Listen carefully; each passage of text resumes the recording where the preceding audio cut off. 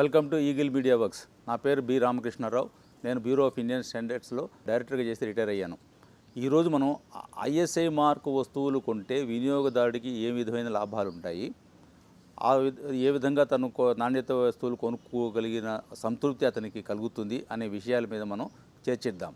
ISI mark అనేది minimum quality guarantee. ISI mark ఏ వస్తువు మీదైనా కనుక ఐఎస్ఐ మార్కు ఉన్నట్టయితే మినిమం క్వాలిటీ గ్యారంటీగా ఉంటుంది అనేది ఫస్ట్ వినియోగదారుడు తెలుసుకోవాలి.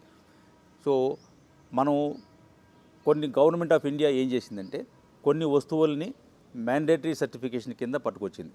ఏవి ఆరోగ్య దృష్ట్యా, భద్రత దృష్ట్యా ఇవన్నీ కూడా కొన్ని 100 వస్తువుల్ని మ్యాండేటరీ సర్టిఫికేషన్ స్కీమ్ కింద ఇంట్రడ్యూస్ చేసినమాట. ఏమేమిటివి?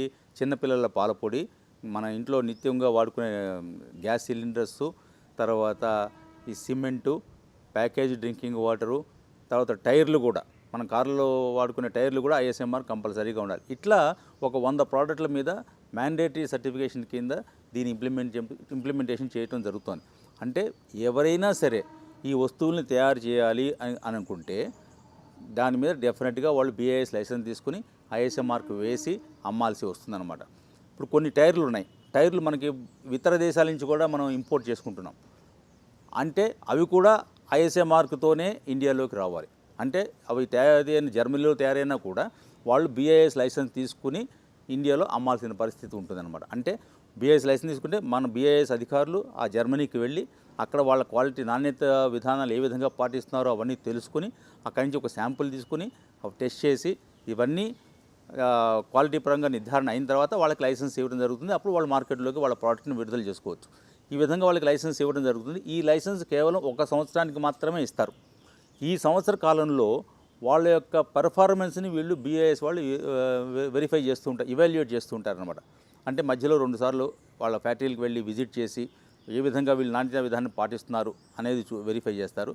తర్వాత వెళ్ళినప్పుడల్లా ఒక శాంపుల్ తీసుకొచ్చి బయట టెస్ట్ చేసుకుని ఈ నాణ్యత సరిగా ఉందా లేదా అని ఒకటి నిర్ధారిస్తారు. ఇంకొకటి, ఎవరైతే వీళ్ళు వినియోగదారులు వీళ్ళు వాడుతున్న లార్జ్ కన్జ్యూమర్ ఆర్గనైజేషన్ ఉందో వాళ్ళ ద్వారా ఫీడ్బ్యాక్ కూడా తీసుకుంటారనమాట.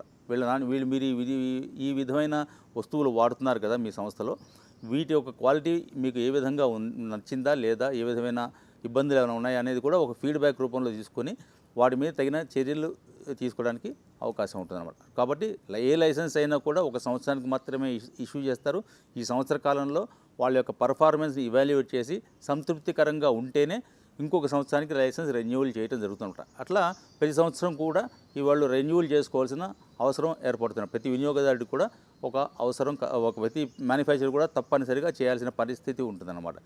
సో వినియోగదారుడికి ఏ విధంగా లాభం, ఇదేమో మ్యాండేటరీ సర్టిఫికేషన్ కింద.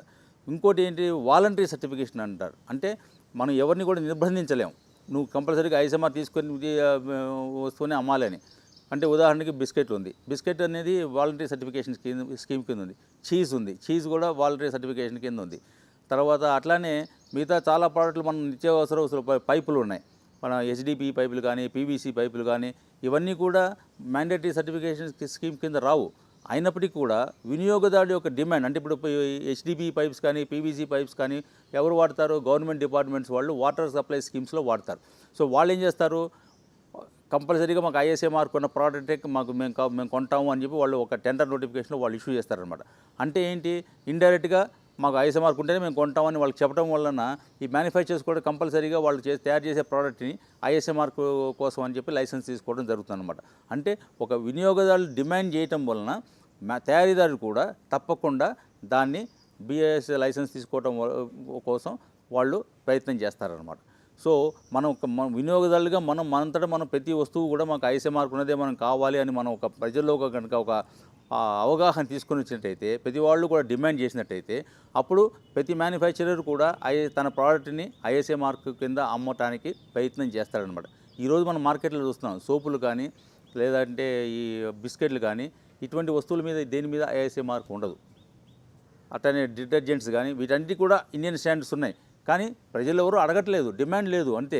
కానీ గవర్నమెంట్ కూడా వీటిని అన్నిటిని మ్యాండేటరీ చేస్తే అందరికీ ఇబ్బందులు అవుతాయి. చిన్న చిన్న కుటీర పరిశ్రమలు ఉన్నాయి, వాటికి కూడా ఇబ్బంది అవుతాయి. అందుకని ప్రతిదీ మ్యాండేటరీ చేయకూడదు. వాళ్ళంతటా వాళ్ళు మనం నా ప్రోడక్ట్ని నేను ఐఎస్ఐ మార్క్ ద్వారా అమ్ముతున్నాను అనే ఒక సంతృప్తి మ్యానుఫ్యాక్చరర్ కలగాలి.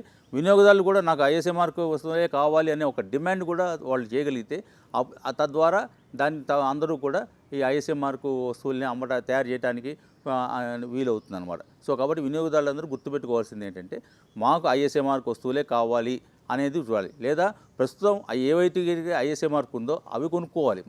వాటినే కొనుక్కుంటూ ఉంటే ఆ విధమైన అవగాహన పెరిగి మిగతా మ్యానుఫ్యాక్చరర్లు అందరూ కూడా ముందుకు వచ్చి ఈ వాలంటరీ స్కీమ్ కింద ఏదైతే సర్టిఫికేషన్ యాక్టివిటీ జరుగుతుందో దానివల్ల వాళ్ళు కూడా వాళ్ళ ప్రోడక్ట్ని లైసెన్స్ తీసుకోవడానికి అవకాశం పెరుగుతుంది అనమాట. Like and subscribe Eagle Media Works.